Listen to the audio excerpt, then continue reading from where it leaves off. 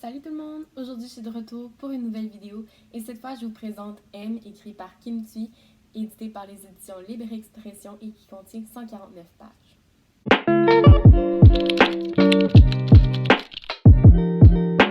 Pour ceux qui ont écouté ma vidéo Pile à lire de Québec en novembre, vous savez que c'était le premier livre dans la pile et qu'il faisait partie de la catégorie livre paru en 2020. Donc aujourd'hui, je vous fais mon appréciation sur cette lecture-là qui a été un véritable coup de cœur. Donc M, c'est l'histoire d'une petite fille, d'un petit garçon et d'une femme qui sont toutes interreliées et à la fin, on va comprendre pourquoi les histoires nous sont racontées comme ça et elles vont vraiment venir s'entremêler, s'attacher pour former un tout comme les fils qui sortent de la boîte. Donc vraiment, c'est super thématique la couverture et c'est vraiment comme ça. C'est chaque histoire se rattache un peu plus à celle qui nous est racontée et on obtient la vérité que l'auteur ne qualifie pas de vérité universelle, mais de vérité personnelle parce que bien sûr, une vérité change pour chaque personne selon le point de vue. Donc ça, j'ai beaucoup aimé l'histoire et aussi le point de vue, comment c'est raconté, c'est pas pareil que les autres histoires. Donc par exemple, dans Rue Humaine et Vie, on parle au jeu.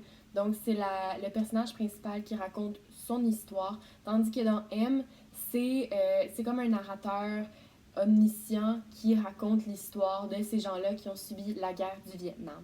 Une autre raison que j'ai beaucoup aimé ma lecture, c'est qu'on parle de la guerre du Vietnam, mais pas du côté américain, du côté vietnamien.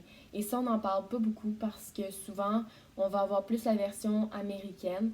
Mais là, on a vraiment tous les détails, tous les détours et on comprend comment les gens se sont sentis, ce qu'ils ont vécu, ce qu'ils ont dû endurer et comment ça a forgé leur culture et leurs habitudes.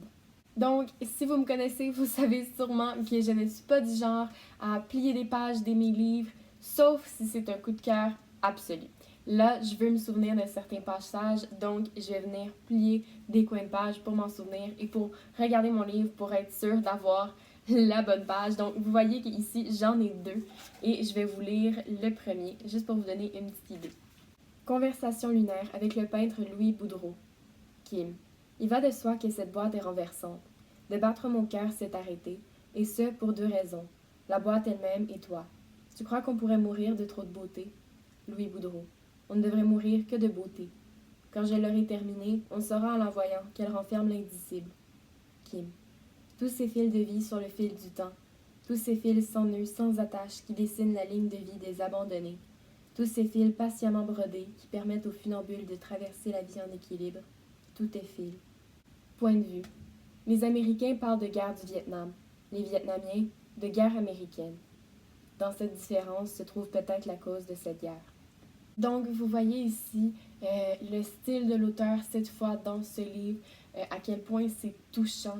Et on apprend beaucoup de faits sur la guerre du Vietnam ou la guerre américaine, comme vous voulez l'appeler. Et ça, j'ai beaucoup aimé, comme par exemple le Ranch Hand, l'opération Ranch Hand avec les pesticides arc-en-ciel, toutes sortes de choses comme ça que moi, je ne connaissais pas, qui ont fait mon éducation sur la guerre du Vietnam. Somme toute, ce livre-là a été un gros coup de cœur parce que, comme d'habitude, l'auteur m'a émue aux larmes. Elle parle de sujets super sensibles, elle parle de guerre, elle parle d'horreur de guerre, mais à travers tout ça, elle réussit à mettre des phrases poétiques avec beaucoup de mots qui nous touchent et vraiment, c'est tellement beau que ça nous donne envie de pleurer.